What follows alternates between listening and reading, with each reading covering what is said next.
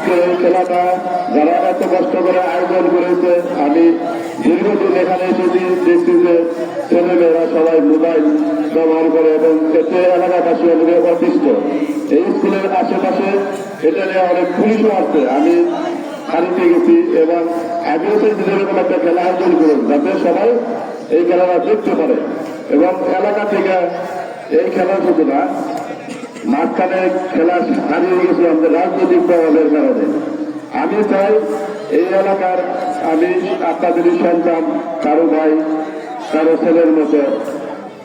এই স্কুল, এই মাঠ,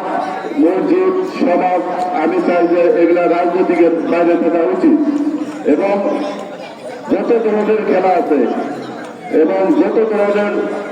সহযোগিতা দরকার, আমি সবসময় আমার বন্ধুর পাশে থাকুন, আমার না বন্ধুর পাশে থাকুন। আমি চাই এই আঞ্চলিক সহযোগিতা এবং সহনশীলতার জন্য রাজনৈতিক কোন পূর্ণ বা রাজনৈতিক কোন হস্তক্ষেপ যাতে না হয় সে ব্যাপারে সবাই সজাগ থাকবেন এবং আমরা সামাজিক দিক একজন আরেকজনের পরস্পর সবাই উপযুক্ত পরিবেশ যাতে তৈরি করতে পারি